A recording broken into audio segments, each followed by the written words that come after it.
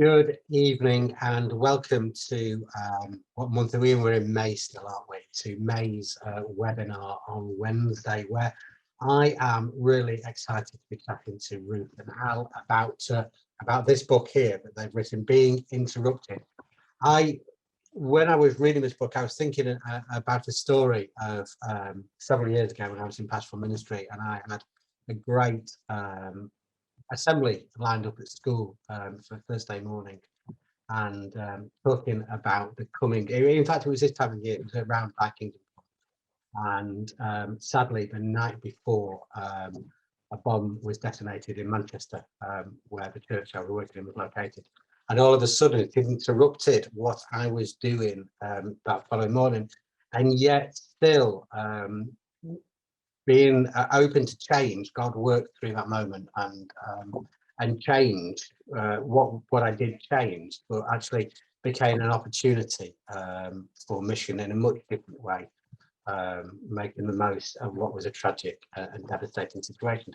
And so that's kind of the question we're asking tonight. What are those events, those big life-changing events sometimes that come along and interrupt what we plan to do and change our mission completely? And are they just an annoyance, an inconvenience, or actually can they shape the mission that we as a church should be doing and how we engage? And we hope we're going to answer those questions. Well, I say we. I hope that Ruth and Al are going to answer those questions tonight as we chat. And I've got to say, I was saying earlier that this book has so much in it, and I think we'll just only scratch the surface of what's written. And I'm not here, I am on no commission whatsoever, but I really would advocate going out and getting this book and reading it. It tackles, I think, all the big issues that are going on in society at the moment that we as a church should be looking at. So really, really powerful. I promise, Ruth and I don't say that about every book that we've looked at so far, so this is good. I'd invite you to both unmute yourselves, and the book very much begins by asking the question about when we talk about we, what do we mean and who are we? So that seems like a really great place to start. Perhaps I could start with Ruth, asking you to explain who you are and perhaps why you came to be part of writing this book. Thanks, Stuart. Great to be with you this evening. So my name is Ruth Harley. I am currently an ordinand training for ordained ministry in the Church of England here in Birmingham at the Queen's Foundation for Ecumenical Theological Education, but not for much longer. In a couple of weeks, I'll be moving into my curacy post in Milton Keynes in the Diocese of Oxford. And prior to that, my background is in children's and youth work and in the charity sector. And I sometimes tell people I sort of fell into writing this book by accident. That's probably a bit of an exaggeration, but not much. So it all started when Al posted a blog post a few years ago with some of the kind of central questions that eventually made it into the book. And you know when you read something and you just go, yes, somebody's saying the things I've been thinking. So I enthusiastically blog posted back with a response. And then Al and I found ourselves working together, and then he asked me if I'd be interested in writing a chapter, and well, one thing led to another, and we ended up co-writing this book. So it's been a bit of an adventure. Yes, one of our great phrases that we've used to each other along this journey is yes and really it is a series of yes ands that has led us to this point, I think. Fabulous, fabulous. Al, ask the same question to you, if you can explain who you are and why you came to write this book. Thanks, Stuart. So Al Barrett, I've been Anglican priest in Church of England URC Ecumenical Partnership in Hodge Hill in East Birmingham for the last 11 years now, so since 2010. And for me, this book really has arisen out of my journey with members of my congregation and with neighbours on the Furness and Bromford estate where I live over those 11 years. And I think for me, it began when I arrived in Hodge Hill with a church congregation that had been displaced from their building, which had been closed a couple of years before. And when I arrived as the new vicar, one of the things I heard again and again was, we don't know how to be church anymore. We don't know how to do mission anymore because we haven't got a building. All the ways in which we knew how to be who we are have been taken from us. And we just don't know quite kind of where to go.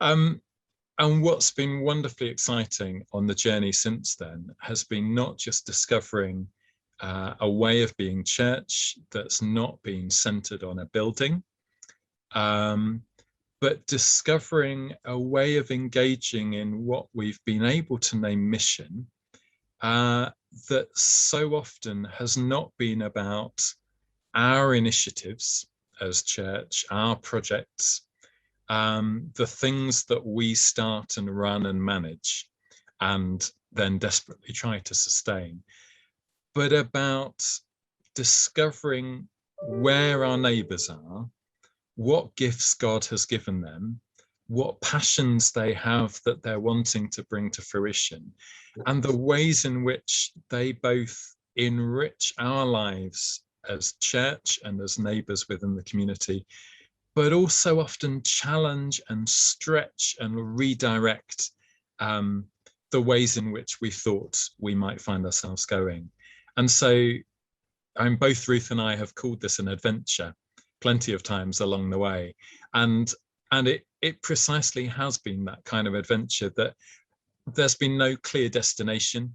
There's been no clear plan of kind of where this is going, but there've been all kinds of wonderful discoveries and surprises along the way. And that goes for our journey as a church locally.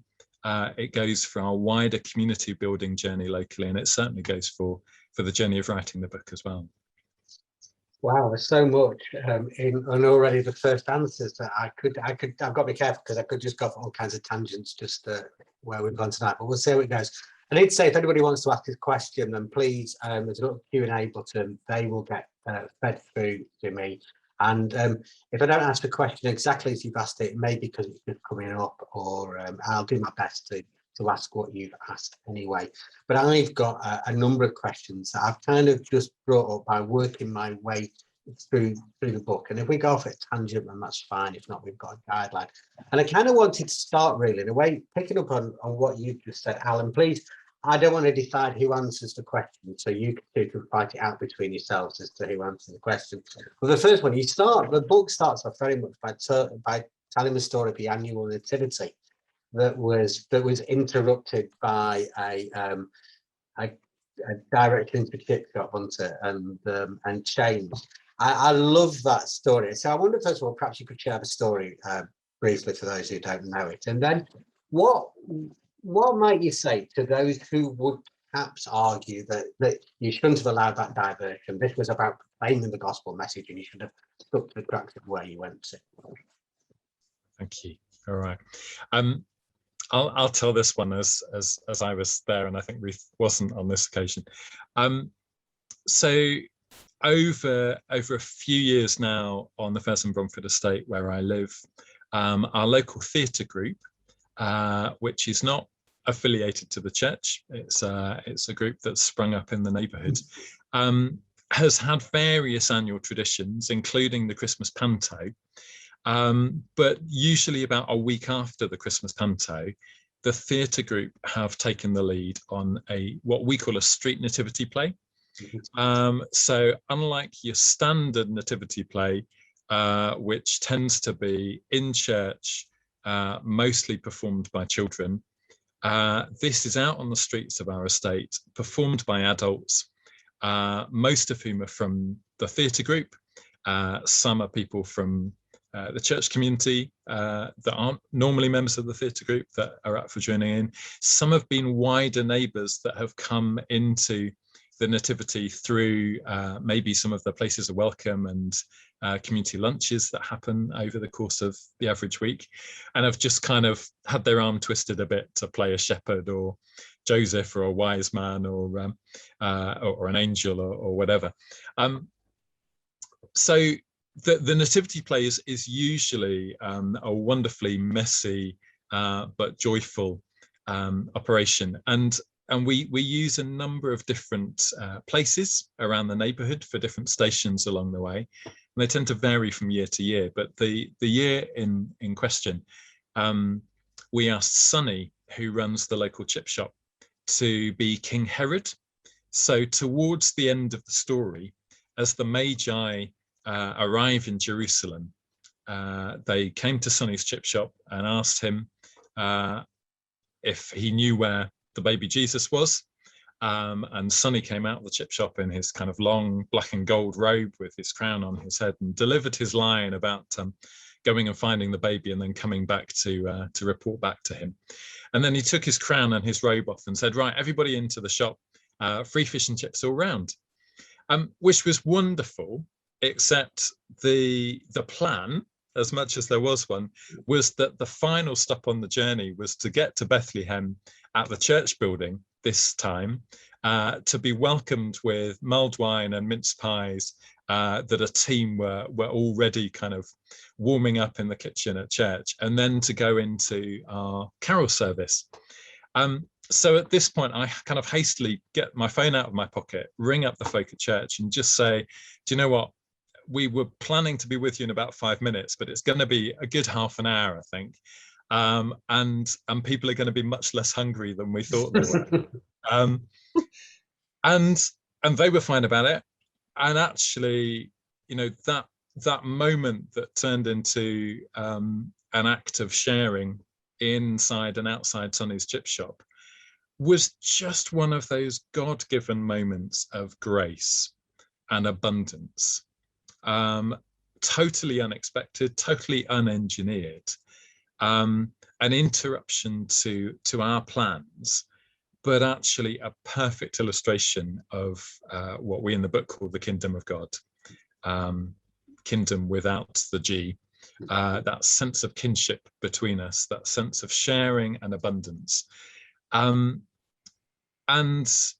And I think for us, we wanted to start with that story because it so wonderfully illustrates so much of what we want to say in the book, that actually the gospel is something that we're still discovering. The gospel is something. The gospel is something that sometimes freezes on. I mean, yes, sometimes being interrupted can come in all shapes and sizes, can't it? Al, are you back with us? No? Am I back? Yes. Can you hear me? You are. Marvellous. Yes. Oh. Al did warn us that his camera had been somewhat dubious, with a long list of which we won't interrupt you with PC problems. But here we are. We've got Al in a kind of sepia colour, which is lovely to have you back. Yeah, sorry about that. Okay. Right in the mid flow as well. So I think I was trying to say that the abundance in grace we got up to. So and that the gospel is something that we Christians don't have fully sorted out, pre-packaged, that we just need to kind of work out how to sell to our neighbours. The gospel is actually something that's dynamic and continuing to unfold, that we're discovering, if we have eyes and ears open, that we're discovering unfolding in our neighbourhoods with our neighbours, and that God is leading us deeper into the gospel in ways that actually are profoundly richer for those friendships and encounters and interruptions with our neighbours. I like that story because for me, coming to the book, I felt it rooted this kind of idea of encounter very much in being encouraged to let go of our own particular agenda and listen to other people's conversations. I thought that rooted it really well. And I think in the book, you pick up on some really big kind of meaty issues that are both worked out locally and internationally. You know, you talk about systemic racism, which sadly is in our news more than ever at the moment. Toxic masculinity. You talk about class inequality, you know, particularly around Grenfell. But again, we see tonight on news of housing associations not dealing with problems for residents. We talk about austerity, which I guess it's about climate change, all these big interruptions. But why do you think they should interrupt and perhaps even dictate the church's agenda? I think one of the concepts that's probably quite useful to introduce at this point is the idea of obliviousness. So all of those concepts that you've just mentioned around race, class and gender, which are our kind of three primary lenses that we're using, but also around the relationship between humans and our other than human kin and between adults and children, those are all fault lines of inequality. And fault lines of hierarchy and of power and privilege.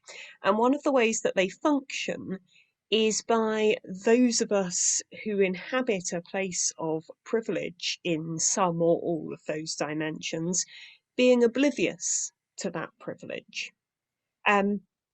We think it doesn't affect our lives, but actually it affects absolutely everything about our lives. And one of the ways it affects us is keeping us oblivious to our own privilege and our neighbours' oppression.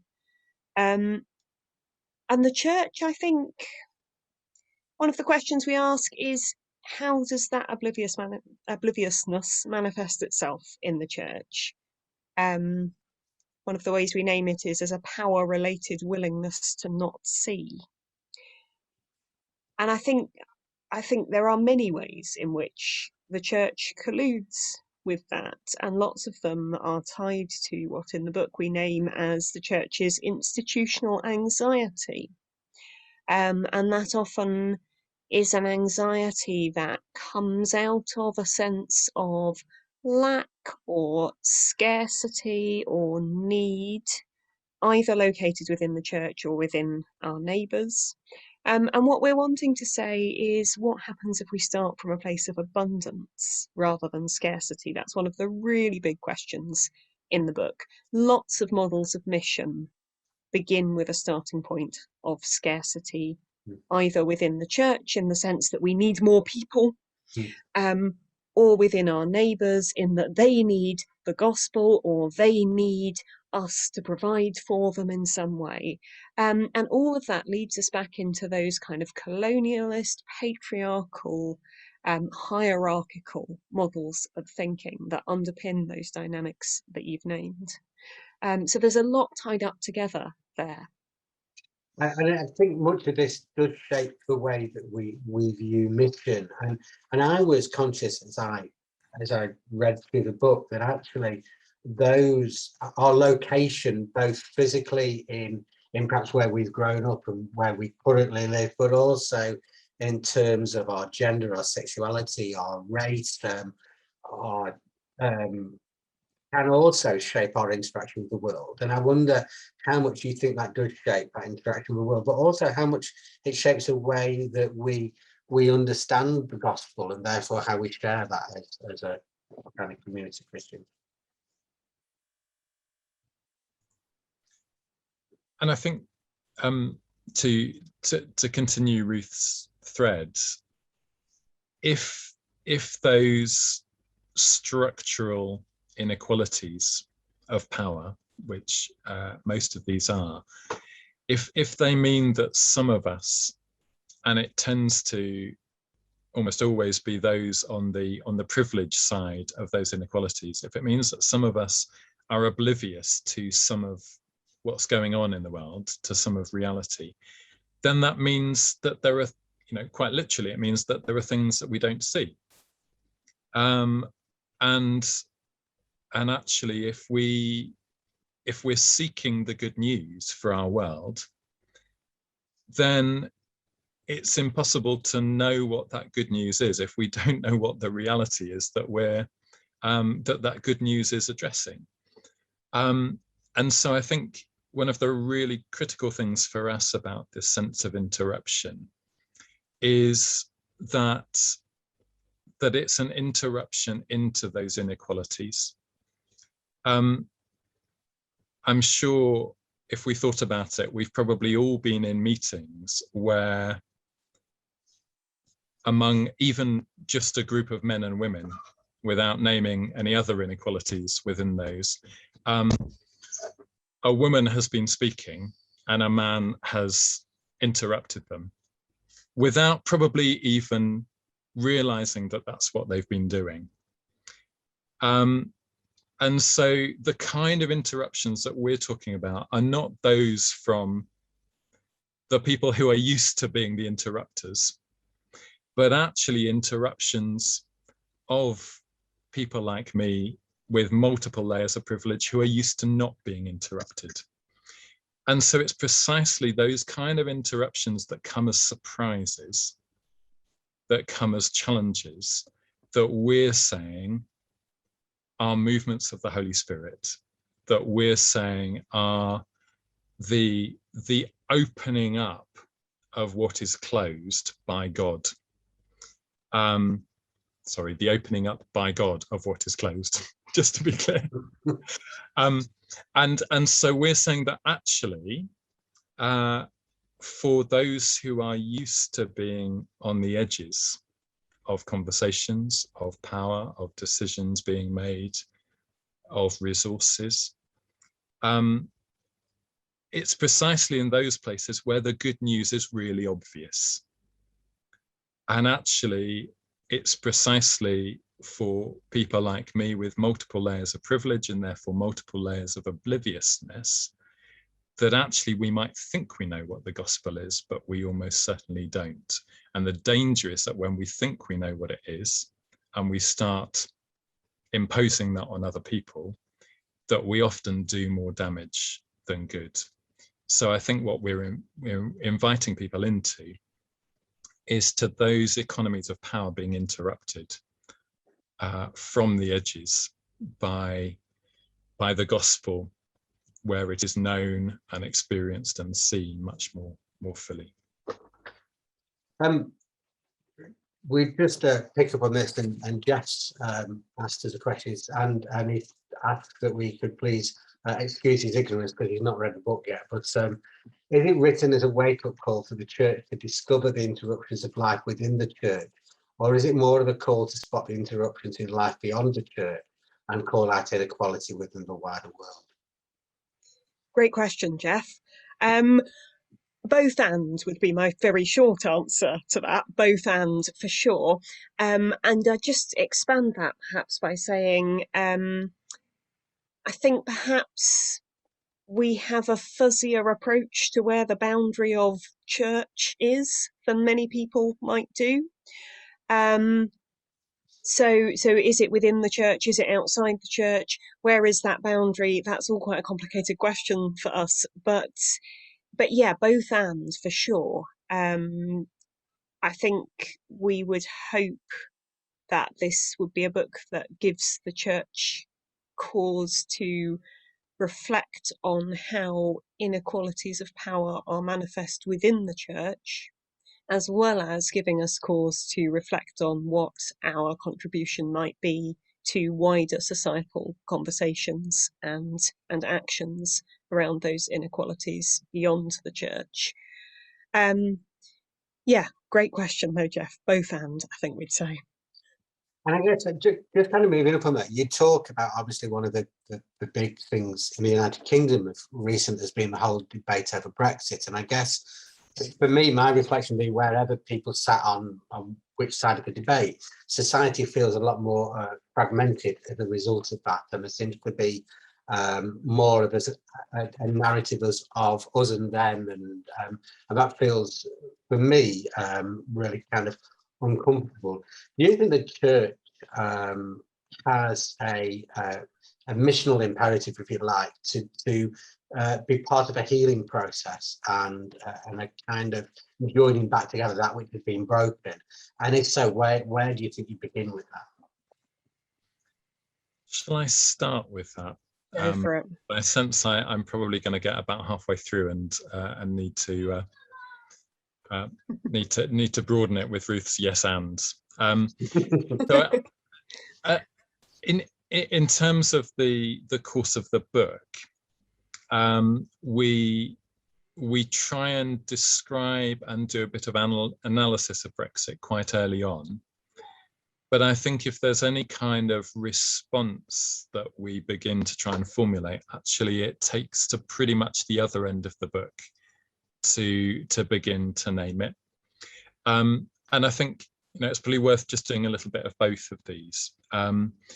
So when we try and analyse Brexit, we want to name class as a factor, and we want to acknowledge much of what has been said in recent years, that for working class communities in this country, Brexit, amongst other things, can often represent a kind of sense of frustration, despair even, of being ignored, overlooked, left behind, left out, but also wanting to acknowledge actually the race dimension as well. Not just that working class doesn't just mean white working class, and that actually if we look at some class analysis in terms of employment status, affluence, resources, actually many of our global majority heritage neighbours would fit into that working class bracket as well. But also to name that a key thread within Brexit arguments has been rooted in a history of empire, a history of English exceptionalism, and a history actually which is shaped by whiteness. And so, when we ask the question about who are we, when we're talking about we, I think often the Brexit conversation, whether it's explicit about it or not, focuses in on a we, which actually means we white people. And so I think, that feels really important to name. The other end of this, and I think I want to hand over to Ruth in a minute, is when we come to the chapter on the cross, and we think about the Roman centurion particularly, and the journey that he might go on, we use a number of R words, but the R word that we don't get close to is the word reconciliation. And the reason we don't get close to it, and certainly don't start with it, is that it feels to us a lot of the time that the church is really eager to jump to reconciliation quickly. And the church is really eager to think that actually we have something, and I think in the words of your question, Stuart, we have something to offer in terms of reconciliation here. And actually we want to say, particularly, and we both come out of an Anglican perspective, particularly from the Church of England, we want to say that reconciliation can be a dangerous word if it's employed early in the conversation, because it can so easily be used to paper over deep gaping chasms. And actually what we want to do is try and address some of the deep gaping chasms first. Yeah, and I think I would add to that reconciliation can be a dangerous word used too early, and reconciliation can be a very dangerous word when it is used by those who have more power in a situation. And sometimes that is how the church has used reconciliation. Sometimes we have wielded it as a tool to get what we want and what we think is right, without really engaging in that deep work of listening and of being open and receptive to hearing something other than what we expect. So the R words that we do use around the crucifixion chapter and the possibilities that might exist for the Roman centurion after he says, "Truly this man is the Son of God," those are much less grandiose R words. So we talk about relocation, we talk about relinquishing, we talk about receptivity, and then we talk about repentance, not as the end of a process, but as sort of the turn of a spiral. We envisage that as a repeated spiraling kind of a process. And all of those things really, but particularly those sort of earlier stages of that spiral of relocation and relinquishing, are about those of us who have power in a particular situation, those of us who have privilege and obliviousness and all those things we've already talked about, being willing to put ourselves in the way of those who are other to us, being willing to find those spaces where we can bump up against somebody whose perspective is different from ours, and then being willing to truly hear. One of the phrases we use, which we've borrowed from the feminist theologian Nella Morton, is hearing into speech. Being willing to hear into speech those interruptions which we are not expecting and which challenge our view of the world. And I think we'd want to say that that's long, hard work that's rooted in real relationship. And I think may lead to reconciliation ultimately, or may not, but isn't that sort of rush to, well, if we just get everyone in a room together, we can sort it all out. Because that isn't reconciliation, actually, that's papering over the cracks. And I think one of the church's, one of the challenges that we need to hear and accept as a church is that that is something we have historically done. We have papered over the cracks because they're too uncomfortable to look at and to live with.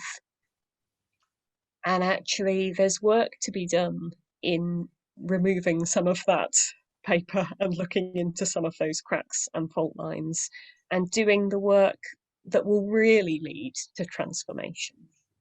But I think a lot of that work involves recognizing that often our role is to step back and not take control. I was conscious in reading the book that you talk about living in a non-listening culture, and I use a phrase, what are we not seeing? And it kind of reminded me, it's that phrase as well, that sometimes when we have conversations and we think we're doing great, we actually have to look around and see who's not in the room and not part of those conversations. And I guess some of that ties into that as well. And I mean, I think you talk as well about the church being part of the problem. You know, we're lots of people with privilege and education and status and wealth that dictate the conversation. I'm conscious as well. I've been reading some things lately in some circle I've been looking at that talks about the Black Lives Matter movement, and often a Christian argument I've heard said, although personally I wouldn't agree with it, is that surely if we love our neighbour, all lives matter. And I just wondered what your thoughts were on that, and if we should, how should the church challenge that viewpoint? I think we would, I rarely speak for both of us, but I think I would speak for both of us when I say we would heartily disagree with that viewpoint that you have just outlined, and would want to really firmly and loudly say that Black Lives Matter is one of those interruptions that we who are white really, really need to attentively hear and allow ourselves to be challenged and transformed by. Of course, all lives matter. We know that. We don't need to say it because we know it. But very often the churches that we represent and the society that we live in has acted as if it were not the case that Black Lives Matter.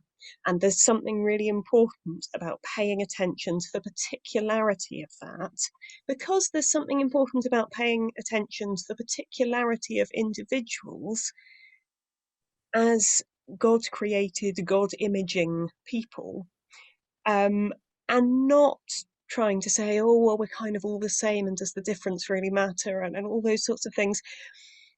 Particularity does matter, difference does matter. And it particularly matters when, as in this instance that we're discussing, it comes with such an absolutely hefty, massive historical inequality of power. And we who are on the privileged end of that inequality because we are white really need to be aware of that and be listening attentively and willing to be changed and transformed by that interruption and that challenge. Al, do you want to add anything there? Yeah, you've done a really good job. I think, and it's delicate and holy ground to tread on. but I think one of the things that I would want to name is where is the Spirit in all of this? And actually, at the heart of the 2020 explosion into public consciousness of Black Lives Matter was the murder of a black man by the might of a white police force. Literally a knee on the neck, squeezing the breath out of somebody. And when we as white people hear our black siblings, neighbors saying, "I can't breathe," we need to be radically interrupted by that in a way that stuns us into silence first, before we dare to utter anything. And the first thing that we utter, if it's an attempt at correction of what we've heard, then we've totally not heard. And I think actually our response, almost in all cases, needs to be not a verbal response, but actually a bodily response. To hear the voice of the Holy Spirit in the words, "I can't breathe," and in the words, "Black Lives Matter," to see where that movement is happening, and to find ways of placing our bodies in those places. But placing our bodies not at the front of the crowd, but at somewhere near the back, so that we might continue to look and listen and learn, and to hear where actually the challenge is being directed at us in our complicity as white people who have benefited from the same system that murdered George Floyd. So I think, you know, that's some of the journey that those three words invite us, challenge us, demand that we go on. And it is a journey of following the Holy Spirit. Thank you both of you. And that's just, I could talk about that issue alone for another 20 minutes, but that's sadly all we have left. I want to ask a question that we've had. Somebody here, again, is obviously on commission, but love the book, and you promote and underpin theologically a number of approaches we've been tentatively exploring, this person's been tentatively exploring. One of the challenges we recognise is people are surprised that churches can be open and inclusive and receptive. How important is it to have a visible profile of inclusivity, or do we just simply get on with it, they ask? Ruth, do you want to start on that? Yeah, sure. Again, I'm afraid I'm coming with a both and to this, as we very often are. I mean, I think that's part of the nature of the thing. But I think first and foremost, churches need to be inclusive if we want to be thought of as inclusive. I mean, that kind of sounds really obvious, and yet that isn't always how we behave as churches.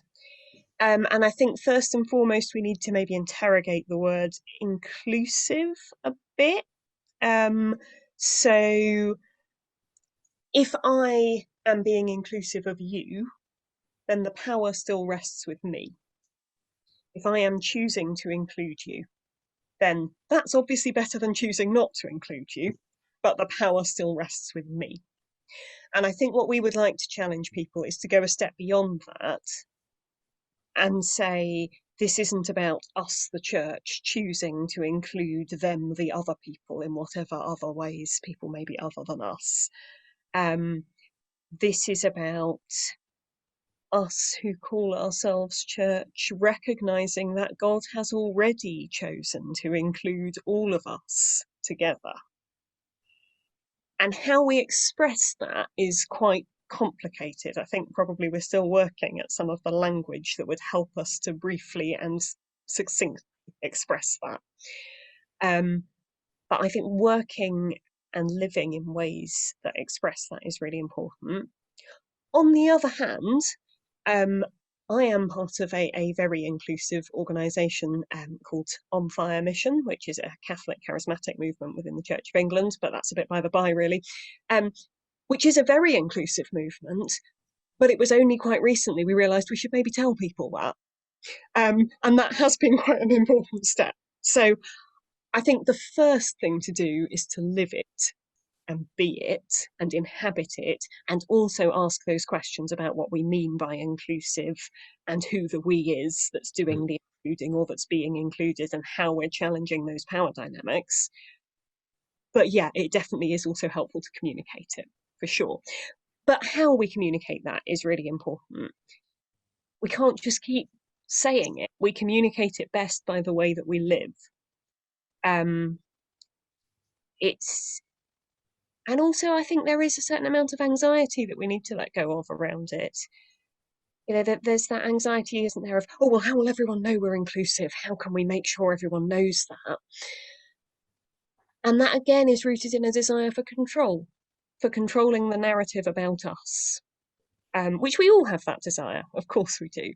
But letting go of some of that desire and allowing the narrative to be shaped, the narrative about who we are to be shaped by our neighbours, I think is a really important bit of giving up some of that power. And it risks that the narrative will not be what we wanted it to be, but it might turn out to be something better or different or challenging or stretching to us. It's been very interesting. So Al has obviously been at Hodge Hill for quite a while. I came to Hodge Hill just under 3 years ago. So I've had the opportunity to listen to what the narrative of our neighbours is about the church. And I don't think I've ever heard anyone use the word inclusive. But that's not because they don't think it is. It's because that's just not the word they would use. I hear words about, about them being good neighbours and being part of us. And actually, that's the way round I've most often heard it expressed. Not that we are included in the church, but that the church is part of us, it's part of our community. So perhaps there's something about, rather than being inclusive, or as well as being inclusive, allowing ourselves as church to become included in the diverse communities of our neighbourhood, which starts to disrupt some of that power dynamic around that. Oh, that's really powerful in itself. There's so much. I wish this webinar was 3 hours tonight, not an hour, because I just don't kind of know where to go next. I just want to touch on a couple of things. I mean, you talk about, well, you call it scales of economy. I'd kind of call them models of mission. I don't know them in different ways. I mean, you talk about the 3, and I'd love to touch on that, but I'm not sure we have massive amounts of time we've got left, and perhaps you could weave that into some of your answers. I think, to me, this is a book that's a stories of encounter in so many ways, but encounter that where you become changed as a result of the encounter, not the person that you encounter so much becomes changed. And I think that's marvelous, and I love the way that you illustrate that with stories from Mark's Gospel. And so I'm going to put you both on the spot with a really difficult question now, in the sense of, out of those stories of encounter in Mark's Gospel, which you know, stories of interruption, which was your favourite story, and what do you think it teaches us about being a missional church? I guess it's my turn to go first, but which seems a bit unfair, really. So there are 2 particularly that I have found myself playing with for the best part of 20 years. And there are some that I've encountered and been encountered by more recently. The 2 that I've been playing with the longest are the woman who anoints Jesus and the Syrophoenician woman who challenges Jesus. And I struggle to pick a favorite between those 2, because for me, in some ways, they illustrate the 2 sides of what we're trying to talk about. So the anointing woman comes with a gift, the God-given gift of abundance, which transforms Jesus in ways that set him on the path for what he does next. she literally anoints him and makes him the anointed one, the Christ. The Syrophoenician woman challenges Jesus in ways that expand his horizons and turn him around in a way that I think so many interpreters of that story undersell in the radicalness of it. So they're my two favourites, but I'm not going to say too much more because I've been cheeky and taken two anyway. No, that's okay, because I wasn't sure which one to go for out of my two favourites, but one of them is the Syrophoenician woman, so I'll leave that one because you've covered it really well, and pick my other favourite, which is Jesus being interrupted by children, Jesus's encounter with children. And particularly when Jesus says, unless you receive the kingdom of heaven like one of these little ones, you will never enter it. And one of the ways in which we encounter scripture in this book and beyond is by paying attention to the verbs, being really attentive to those actions. Who is doing the action? What kind of actions are being done? What's the sequence of those as a way of reading scripture? And the verbs here are really interesting. When we as churches speak about the kingdom, we very often use verbs like growing the kingdom, building the kingdom, bringing in the kingdom. And I think those verbs represent a particular missional model, a particular economy of mission, as we would name it. But they're not the verbs Jesus uses. Jesus uses receive and enter. And I think that represents a very different kind of economy of mission, a much more, receptive economy of mission. And I'll really briefly touch on the three economies now, if that's all right. Yeah, no, we'll get that bit in. So the two economies that we name as being predominant in the church, certainly in the Church of England, which is our particular corner of the church, but perhaps more generally as well, are an economy of counting in, so wanting to get more people in and more resources. And that's very much a building kind of an economy. And an economy of giving out, whether that is a sort of proclamation kind of a giving out or a sort of service kind of a giving out. And that is very much a kind of bringing in the kingdom kind of economy. And both of those economies are predicated on some sort of lack or scarcity. So either a lack within the church that needs filling by bringing in, or a lack within our neighbours that needs filling by giving out. And the third economy, which we want to suggest might be a helpful corrective to those two, although doesn't necessarily replace them, is what we're naming throughout the book, really, a much more kind of mutual economy, and an economy of gift, and an economy which starts with seeking the gifts that are already present in our neighbourhood and among our neighbours. And that, for me, is an economy of mission that is much more consonant with those verbs of entering and receiving. So I think there's so much, I think so often that story of Jesus with the children gets told as a twee little Sunday school story, wasn't Jesus nice to children? And actually, it's a radical challenge to our very adult sense of agency and control, and to let go of some of that in order to receive the kingdom of God. So we're going to take that and move this conversation. I'd say I want to keep apologising because I'd like to talk about bumping into people, talking about connectors and all those kind of things, which are great. And I love to have a conversation about that, but I'm conscious of time. So I just want to move on and leave time to just quickly talk about COVID, because you call it a great interruption. But just before we get there, let's just, I want to say, I was really struck that you write about, and I've paraphrased this, so if I paraphrased it wrong, please tell me.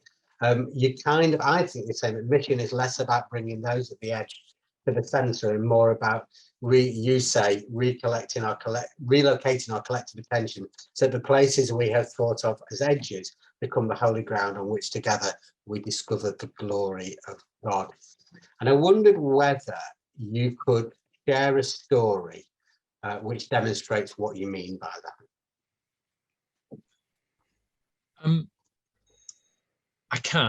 We can. But I think I just want to preface it with just something about edges. So we often think of edges in terms of territory, and the edge is, the circumference of the circle, if you like, or the cliff edge off which we will fall if we walk any further.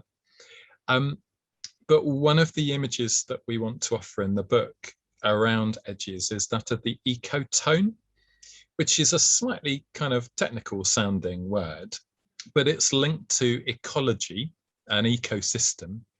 And the ecotone literally is the edge space between two habitats. So say between a forest and a meadow. It's the bit where one merges into the other. And one of the amazing things about ecotones in the natural world is that they are the most evolutionary generative of places. They're the places where the most abundant new species kind of evolve and emerge.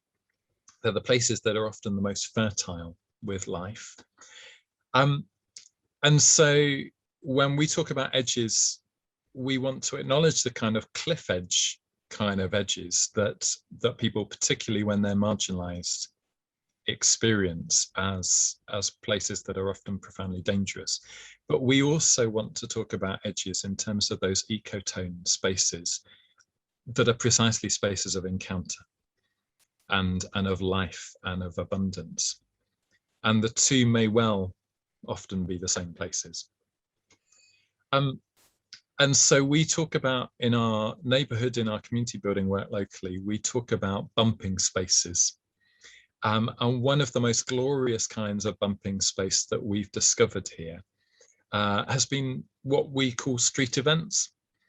So for some years in our neighborhoods, in the summertime, our community groups would put on a big community event with hundreds of people coming and lots of stalls and activities and stuff. And people would come in their family groups and groups of friends, and they'd have a great time, and they'd kind of consume stuff, and then they go away.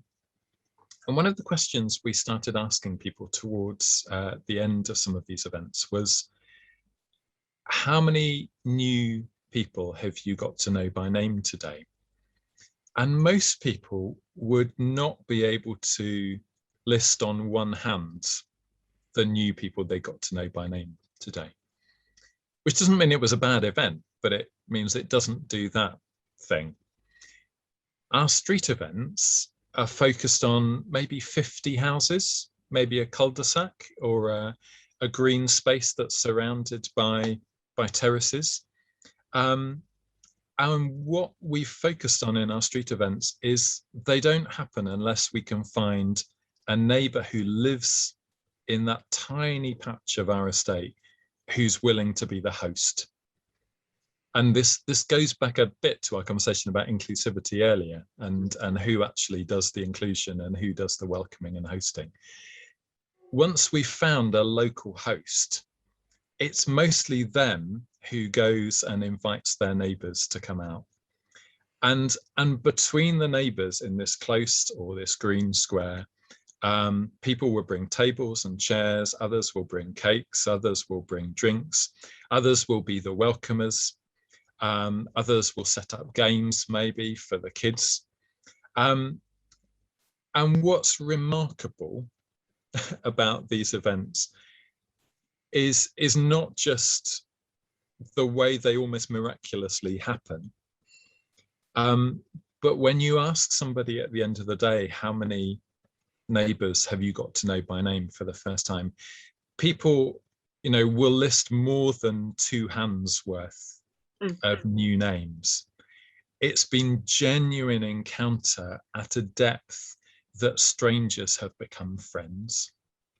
And I think there's nothing of rocket science about these kind of events.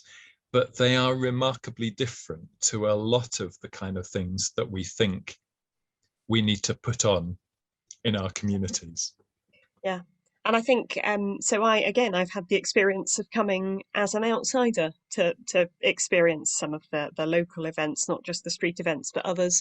And I'd say one of the defining characteristics of a Hodge Hill event is that you can never work out who's in charge. It really struck me when I was first in the parish that there isn't, it completely destabilizes that kind of guest host hierarchical dynamic which characterizes so much of the church's mission, in a really helpfully subversive way that puts people in a kind of mutuality of relationship that you can't get from one group of people putting something on for another group of people.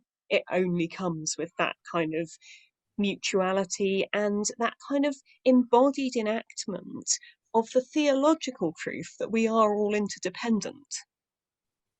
That's part of what it means to be made in the image of God, who is Trinity, is that we are interdependent. And that kind of mutuality experienced at a street level just expresses that quite complex and profound theological truth in a really embodied and incarnational way, which I think is quietly remarkable. We've got 3 minutes left, perhaps, which we've run out of time, but we can't ignore COVID-19 because, you call it the great interruption. And so I want to know what the church should be learning from this great interruption. What should we let go of?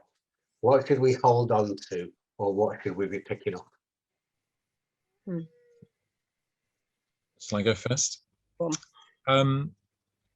I think in a similar kind of, in an analogous way to our conversation earlier about Black Lives Matter, in a sense, we need to embrace COVID precisely as an interruption, rather than seeing it as a new opportunity to do stuff, or as kind of sort of shifting the way we do stuff into a new mode.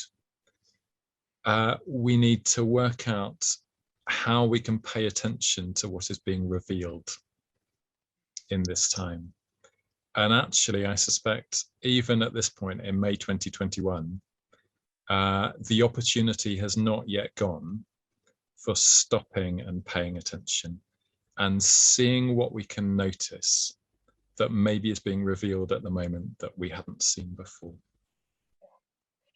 I would really echo that. One of the words that we use in that final chapter about COVID is apocalypse. Apocalypsis, as in revelation, the revealing of what was previously hidden.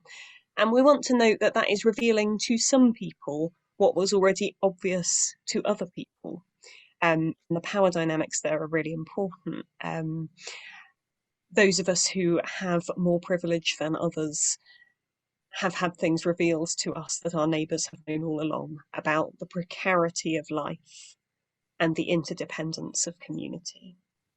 But yeah, that pausing and listening and inhabiting the space of not knowing without having that anxious need to rush on to gain control of whatever is coming next.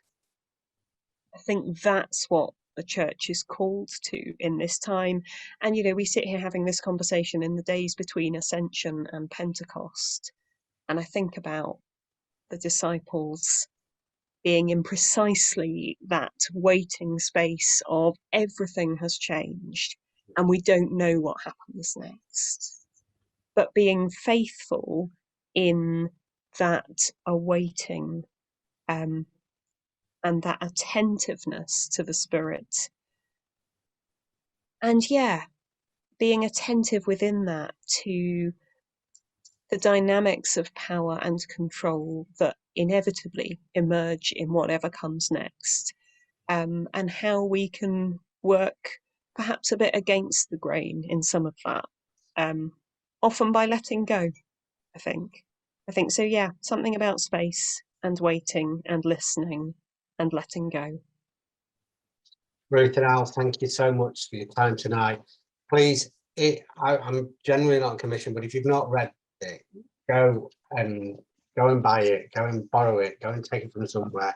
I'd say buy it because you're gonna have to read it about 3 or 4 times. I think. I don't think I need to delve back into it now and look at all that I've missed. Thank you for your time, and thank you for your insight, and thank you for interrupting us from our normal daily routine. Thanks. Good night.